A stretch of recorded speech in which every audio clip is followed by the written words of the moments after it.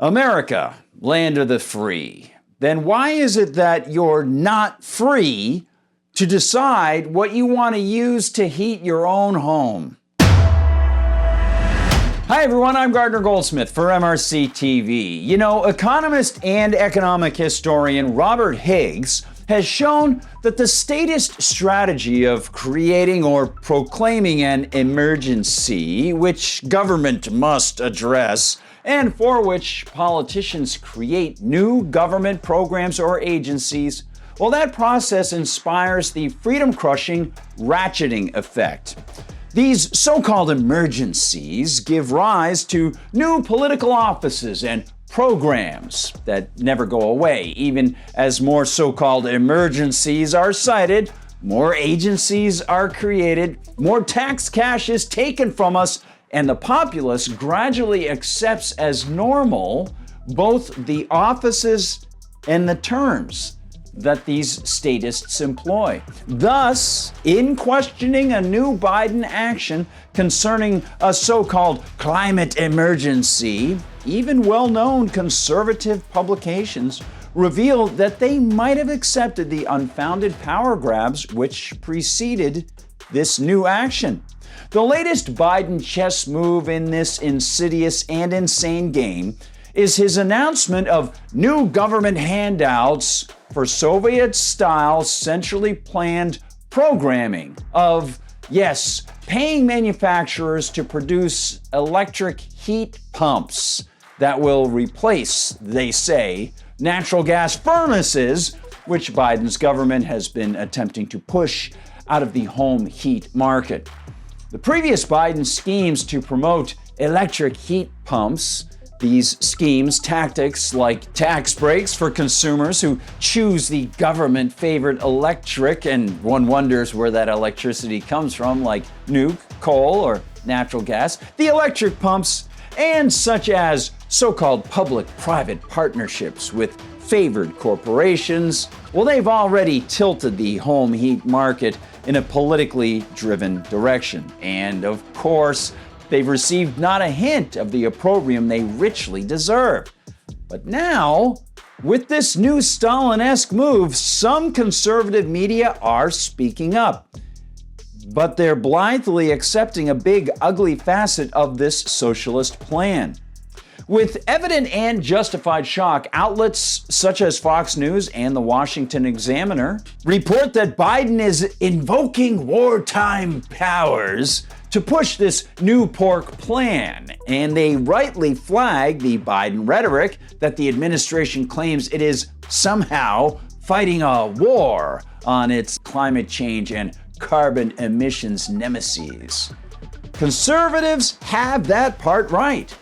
It's Biden rhetoric that not only is inappropriate, but also hides the true Biden motives to crush the traditional energy market, push so-called green tech that is not as efficient or desired by consumers, and to funnel tax money around the country in order to create more dependent corporations and state-level political interests.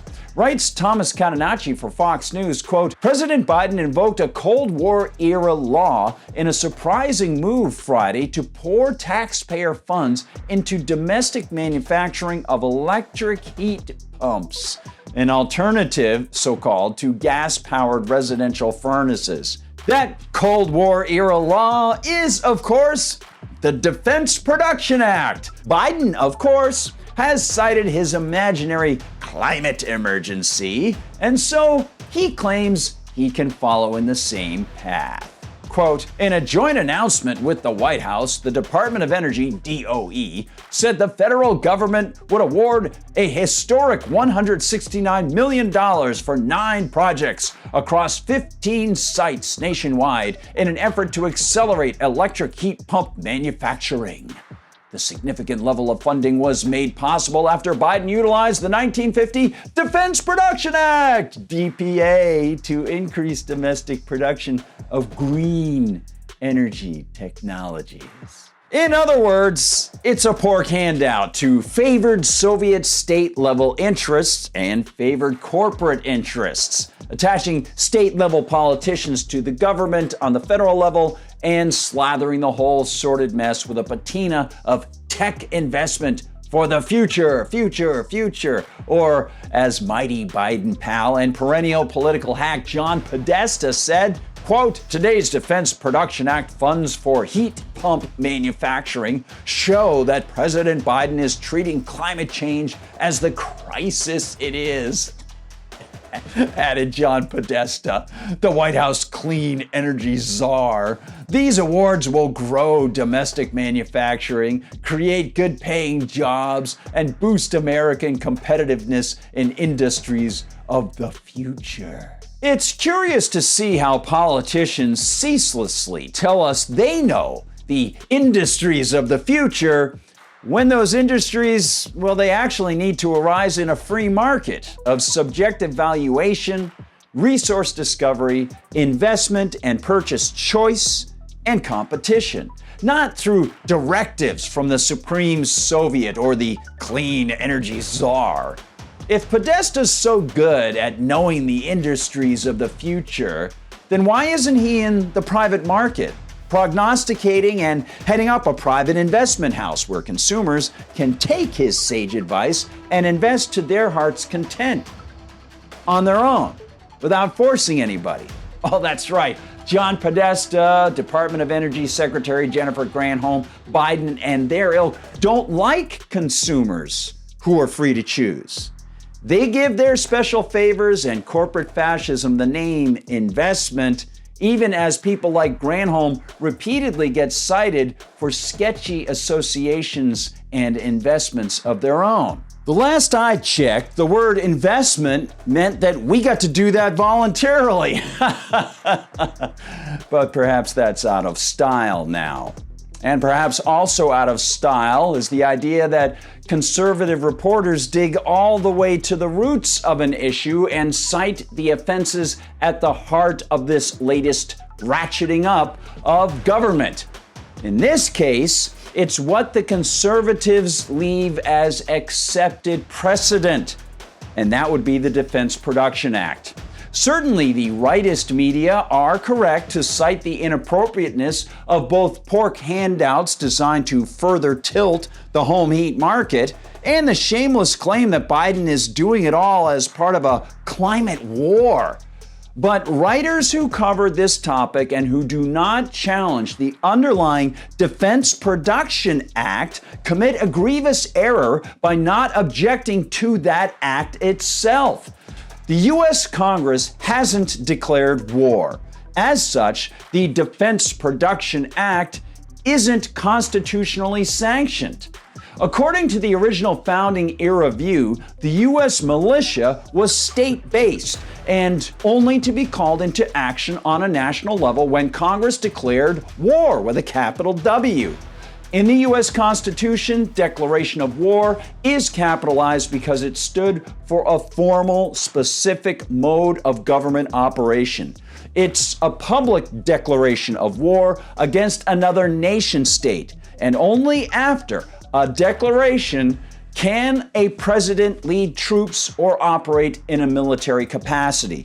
Until such time as even the California Constitution notes in Article 1, Section 5, there is to be no standing army during peacetime, period. This new Biden move simply is an insult added to the decades-long criminal activity of the feds claiming some kind of emergency defense power when there is no declaration of war. Many presidents have used that Defense Production Act canard to get away with nonsensical and poisonous federal power grabs, and, of course, now Biden is doing it again. This time, the climate argument may be opening some eyes to the nefariousness of this pork scheme, but it's important to see the deeper, longer-standing error of the 1950s so-called law that lies at its heart, the Defense Production Act. This is a teachable moment, as the saying goes, but the question is whether Americans will learn the truth or just look at the current Biden insult and not question the unfounded premises on which it is based. Historical information, constitutional understanding, and, of course, an understanding of contemporary rhetoric. They all go together, it seems. Thanks so much for watching, everyone. Please like and subscribe. Find us on Rumble, where they don't censor us. Thank you, Rumble. Give it the thumbs up, and please share the videos with as many people as you can. You'll also find us on YouTube, where they do censor us, and check us out over in the Facebook group. It's a great, great place. Lots of people offering their opinions there as well. Of course, you can find us on Instagram, on TikTok, and Parler, on Twitter/X. And if you want to find me, I'm at Gardner Goldsmith on Gab and at Gard Goldsmith on Twitter. And please, if you get the opportunity, head over to MRCTV.org. MRCTV.org. Find out what the whole team is doing, and while you're there, please consider donating to the Media Research Center. You can also visit the MRC Store for great swag. Thanks for watching, everybody. Please share the videos. For MRC TV, I'm Gardner Goldsmith.